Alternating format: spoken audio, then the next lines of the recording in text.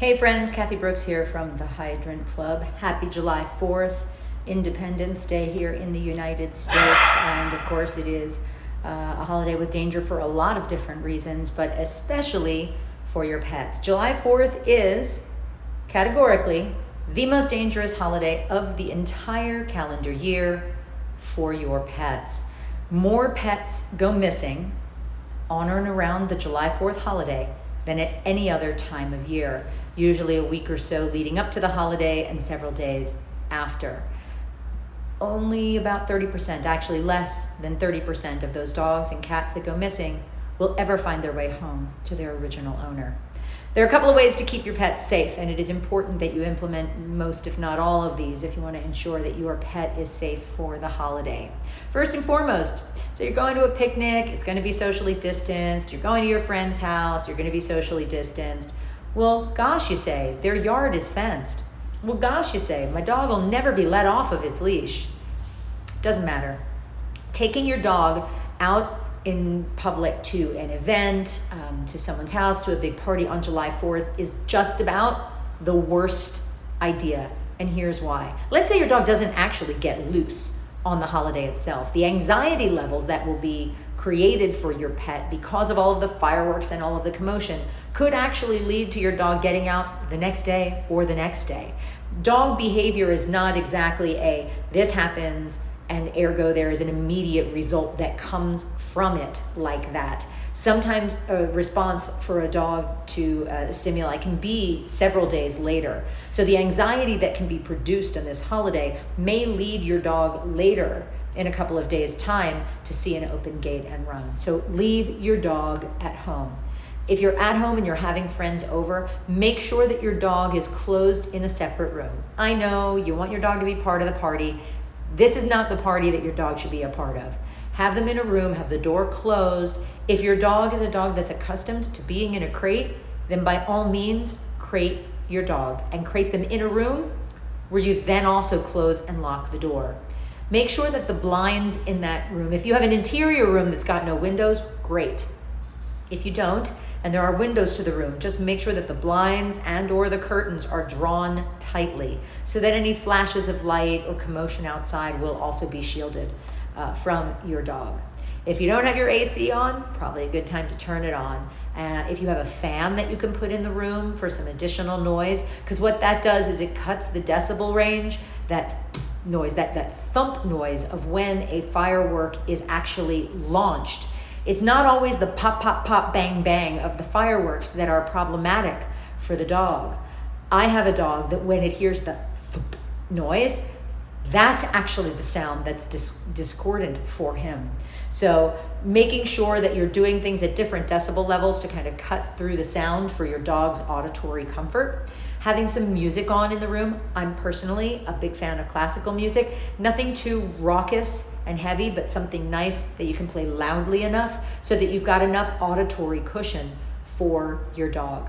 Now, it's also a good time to make sure that all of your dog's contact information is up to date. Your dog should be wearing a collar or a harness if that's what it wears, and that should be on very snugly. A lot of people at home will loosen the dog's collar so that you can just almost pull it over the dog's head. This is not a time for that. If your dog does get out and that collar does slip off, that's one less mechanism for catching the dog. It's one less mechanism for communicating your whereabouts for whomever finds the dog. So make sure that collar is on nice and snug.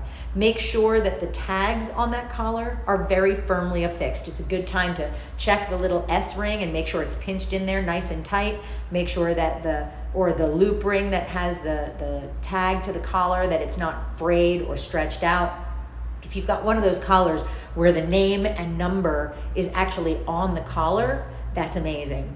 You may also want to think about not actually putting the dog's name on the collar. Now, you might think that that's weird, but the reason being, if someone finds your dog and they're not such a nice person and they decide they're going to keep the dog, they now know the dog's name.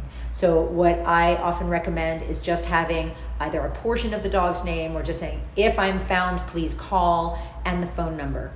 Here's what's also important. Make sure that that phone number is up to date and that it goes to a phone that is with you and that you actually answer. Speaking of contact information, The microchip that your dog probably had implanted when you got it from a shelter or rescue, if you did such a thing. If you got your dog from a breeder, chances are likely that when you did the neuter or spay of that dog that you had the microchip put in. You should have a microchip in your dog. If you are someone who has an unaltered dog and you're not getting your dog altered, that's fine. The microchip procedure doesn't require your dog to be put under anesthesia. They can actually just do a local and inject it right in there. They're so small now. But make sure that the chip is functional, which you can do by a simple trip to your vet and having them run the scanner over it. And the other thing that you should absolutely do is make sure the contact information on that chip is up to date. About 3 years ago on Christmas Day, I found a dog. Well, dog kind of found me. It was running loose, jumped into my car. I brought the dog to a vet's office. They scanned the dog. There was information on the chip. The phone number was no longer functional. So I kind of rolled the dice and I drove to the address that was listed on the chip, and in the meantime had posted the dog's picture to the Lost Dogs of Las Vegas Facebook group. Someone saw the picture, connected me to the owner, and it turned out that the address was still a valid address. So they were able to get their dog back, but that's lucky. So make sure that all that information on the chip is completely up to date. So now we talk about sedation or calming your dog. So I am not a huge fan of pharmacological treatment of canines unless absolutely necessary. So, dog has surgery, needs pain relief. Dog has a problem, needs something anti-inflammatory. Dog has allergies and needs some sort of pharmaceutical solution to that. All of these things are certainly valid. But in terms of mood stabilizers for a pet or calming a pet using pharmaceuticals, I'm not a huge fan, and I'll tell you why. Because they don't actually take away the dog's anxiety. They just render the dog unable to respond to that anxiety or show any outward behavior of it. So make no mistake, your dog may look calm, your dog may be crashed out, but your dog is likely just as anxious underneath that calm demeanor. So what does that result in? It results, when that pharmaceutical wears off, possibly boomerang effect. The behaviors can actually catapult forward, and then what can happen is that the dog's behavior can actually get worse, almost like a hangover. Now, CBD, people talk about CBD. There is absolutely no consistent statistical data that proves that CBD is a calming agent. There's a lot of anecdotal evidence and there's some small studies, but the truth of the matter is that anyone tells you that for absolute sure that it will work, I won't say they may be lying, or at least misleading, because it's not true.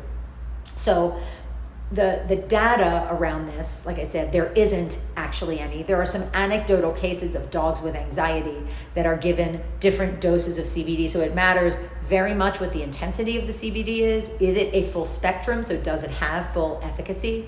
Is it some sort of tincture that the dog gets so it gets a direct hit into its bloodstream? Or is it mixed into its food, in which case the dog's ability to metabolize it is A, going to take longer, and B, have less efficacy anyway. Is it going to hurt? No, it's not going to hurt. So if you want to run out today and get some CBD, making sure that you're getting a full spectrum CBD that is organic, that is raised organic, USDA certified. Organic Pet Relief is a great brand if you go out to the store today to pick that up.